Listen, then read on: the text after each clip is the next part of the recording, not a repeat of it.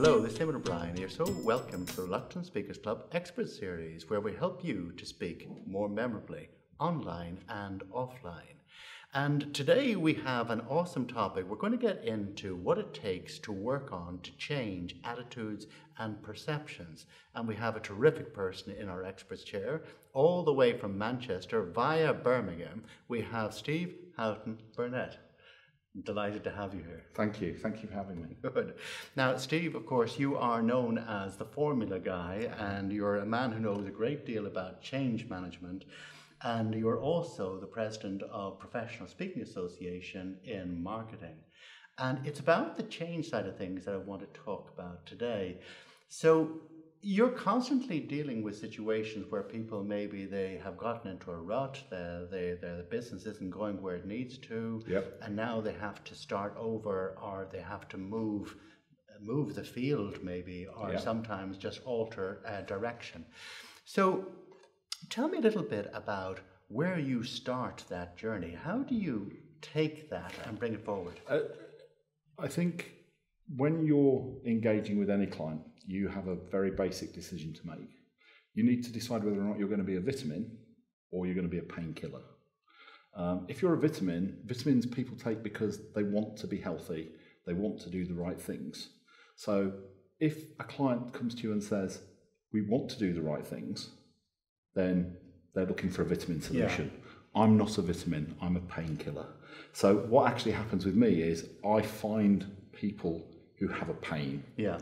And often, until they've got a pain, they'll ignore every piece of advice they ever get given. Yes.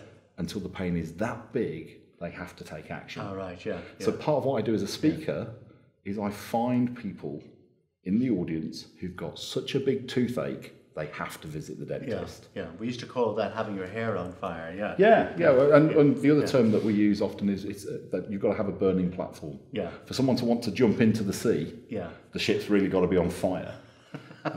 Absolutely that, yeah. And so obviously some people might feel, well, the ship is indeed on fire, and others are saying, not to worry, really, we don't have to do that. Isn't that a lot of bother, really? And conflict is a key sign of in these situations. Yeah. You'll often get boards that have got very different opinions of what's happening. Some will tell you that things are remarkably good, others will tell you that things are terrible. Yeah. The trick for me is the job of a good speaker is you don't ever preach at an audience. Yeah. So what I tend to do is I build a bridge to my audience. I invite them to come over the bridge and see if they have the same view as me when they're standing on my side of the bridge. So what I'll often look for is a champion.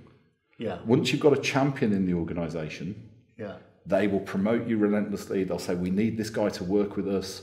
And the champion has to be the biggest influencer, because any sort of consultancy work you do, any sort of work you do with these people, you're there for a very short period of time.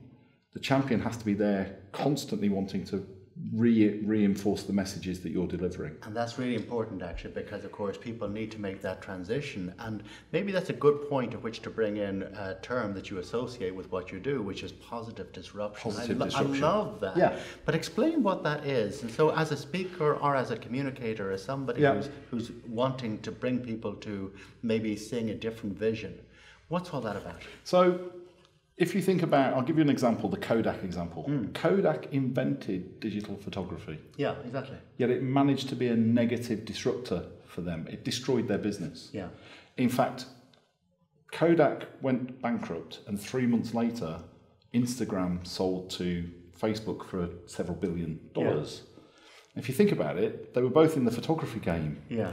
So positive disruption is actually taking all those messages that you're getting from the business, and instead of hearing them as, this is trying to make a problem for us, it's listening to them and saying, which ones of these can we grab hold of? Yeah. Because out of some of this disruption that we're hearing about, some of these things could actually drive our business forward. So it's about getting people to take that different view. One of the things I often talk with people about is I talk about the fact we have many perception filters. We've all heard it, Eamonn. I'm sure someone at some point in your life has said, you need to be able to choose your attitude. And that's a common phrase that's tried out, isn't it? Choose your attitude. It's kind of hackneyed, yeah. Yeah, well, one of the things... Be who you want to be. Be who you want to be. It's your attitude, not your aptitude, that determines your altitude and all this sort of stuff. But actually, the interesting thing about that is what most people don't understand is your attitude is made up of several perception filters. Yeah. And these perception filters become ingrained in your life. I help people to figure out what their perception filters are and how it's driving them. Yeah. Because that helps. We have a brain that tells us whatever we're thinking, we will collect data to prove we're right. Yeah. Sometimes you have to be aware of the way your brain's working. Yeah. And the key for me often is to get the company, the whole team, aware of the fact that they're processing information a certain way. Yeah. If you can get them doing that, the next thing is they'll pause. Yeah. If you're aware of something, you'll pause and then you ask yourself a question, which is this real or is it my filter on it? Yes. And that makes a huge difference. Because once you can figure out that actually the data and your perception of the data are two different things, you've got a chance of working with it. So being a positive disruptor is actually saying not everything that is going to affect me is going to be negative. I can choose some of this stuff, and we as a business can choose which bits we're going to actually use to help catapult us forward. Yeah. You can't fight every battle all the time. Well, you can't. Apart from the fact that it's exhausting, the truth is it's very, very difficult to bring people together if you've got lots of different competing. So going back to the Kodak example, they could have picked any one of a number of things to specialise in on that would have actually made them more money than their existing business model. Yeah. What they did was they chose to choose that all of those things were negative. They chose to either ignore them or fight them. Yeah. Instead of saying these two or three we're going to grab hold of and they'll catapult us forward for the next 100 years. Companies that have done it really well, if you want an example or two of companies that have done it really well. 1869, a Japanese guy started a playing card company. Yasaro Yamauchi, he started a playing card company. And these playing cards were called Hanafuda playing cards. He started that company because his mission was, his belief in life was, people love to play whenever they get the opportunity. That was his belief. Yep. Today, that company is Nintendo. Oh, cool. I like that. And that started in 1869, the Nintendo Game Company. Yeah. Started in 1869.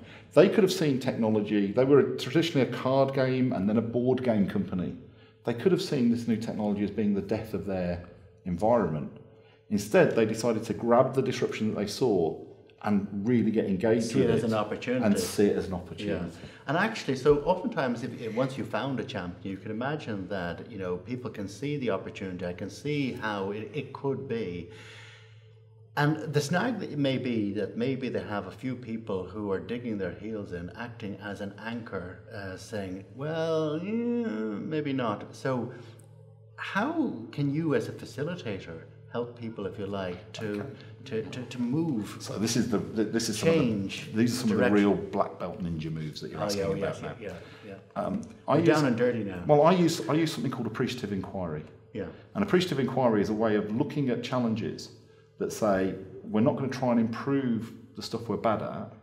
We're actually going to focus on the stuff we're already good at, and we're going to become excellent at it. So let me give you the traditional scenario, and then we'll give you the way that I would approach it using appreciative inquiry. Yeah. Have you ever been in a situation where you've tried to pull a group of people together, or people in the audience will appreciate this, they've tried to pull a group of people together because they want to brainstorm some positive solutions to a problem that you've got. Yeah. But then you've got Moaning Mike or Moaning Mary. Yeah. And every time you get the group together, they just infect the group with their negativity. Yeah. So what happens then is you start to try and exclude them, or you try and put the group in a different way. But effectively, you don't get good results. Yeah, it's diluted. It's at least diluted. Yeah. What happens with something like appreciative inquiry is you pay the most attention you can to Moaning Mike or Moaning Mary. You actually sit them down privately, and you say, "Look, every time we get together, you tell us how rubbish our business is. You tell us how rubbish we are at doing this. You tell us how rubbish we are at thinking that. This is really interesting to me, because if you know how rubbish we are, you must have seen excellent. So can you start to tell me where you saw excellent? Tell me what excellent looked like to you." Yeah. Now, most of the Moaning Michaels and Moaning Marys they will not be used to being listened to. Of course not. That way. No. And if someone does think something's rubbish, they must have seen good. Yeah. So what you do is you make them the star of what good looks like. Then you say to them, can you bring that out in the next meeting we have? But instead of saying this place is rubbish, can you just say, at this other place I was at, we did this and that was fantastic. And it's just a slight shift. I love that, yeah. So it's a very slight shift. Well, really what you're talking about also is a mood change. It is. Yeah, and a mood change is really important because, of course, people want to get emotionally excited about most anything. Well, I've had a moaning Mike or a moaning Mary in several organisations I've worked with who've ended up being my chief change champion. Once I got them into the position that actually, instead of decrying what we were seeing, if they could bring the knowledge that meant they knew that this was rubbish, if they could bring that knowledge and share it, then they were being a positive disruptor. Yeah, yeah. Instead of just being the moaning negative disruptor. Yeah, and I love that. And actually, one of the things that always strikes me whenever you and I chat, you have an amazing attitude, and it's infectious, and I really enjoy it. And it's interesting because when I look at your background, you mentioned, what's the term you used? I think you called it a colourful life. Yeah, a colourful life, yeah. But what's the source of that? And because obviously you infuse that into everything that you do. Do you know, Can you put your finger on it? I used to have a byline. Which was I was an event magnet. Things just happened around me. Some people in life you meet. I'm guessing that's not true. Things just, you believe, don't you? And someone actually pointed out to me that actually what I am is I'm someone who lives 20 hours out of 24. So when I'm awake, I'm out there doing stuff. I'm meeting people. The more you do. My granddad was a very, very wise man. He wasn't a very brilliantly educated man, but he was a wise man. Yes. And he used to say, he had all these sayings that I used to ignore as a kid that just mean such a lot more to me now. And my granddad used to say that the only law you can't break is the law of averages. Okay, say that again. The only law you can't break is the law of averages. Okay, yeah. Because the more you do something, the more the average is there, and it proves the point. Yeah. And so the reason that I've had a colourful life is because I've put myself out there. It's the choice of, shall I go to that meeting or not go to that network meeting? Shall I go to that event? Shall I not go to that event? Shall I go on that trip? You know, I took a trip to Africa with another professional speaker. That changed my life. It changed my whole view of the world. I was somebody who at that point was cash rich but soul poor. Yeah. I went on a trip to Africa. I could have chosen not to. I could have chosen to go on 3 weeks to the Caribbean. Yeah. In that 3 weeks I was there, I saw stuff that changed my view on life. It changed my life. And I love that term you just used, that you were soul poor. Yeah. Because that's a really interesting thing in terms of what inspires people. And maybe we'll kind of round out on that because I really enjoy this. Maybe we'll have another conversation on this down the line. But so you think about being soul poor and the lessons that you learned, whether it was through that trip or as combining that with other things. Yeah. What was that essential lesson, do you think? It's an easy one for me to summarise, actually. Employees and children are so alike. What they want is they want rules, they want consistency, and they want love. Yes. And actually, this is going to sound so twee. Yeah. But actually, when you say I've got this attitude to life, the fact is every day I wake up and breathe, it's a better day than if I don't. That's absolutely, you can't argue with the fact. So what's not to love? Yeah. What's not to love about the next day that you get? Yeah. It's that simple. And actually, and to round out on that, I had an interview recently with Mark Schaefer, who's written my favourite book this year called The Content Code. And he was talking about how we don't love nearly enough. And sometimes we kind of miss the point in that because ultimately, if people want to get others excited, it's because they got an emotional reward as well as a material one. Absolutely. Passion. Passion is the thing that drives us all. Passion is love. Yeah, it is. That's a wonderful note on which to end. And can I thank you for joining me You're here today? I really appreciate that. And thank you for listening in today. You've been listening to the Reluctant Speakers Club Expert Series. And until the next time, happy speaking.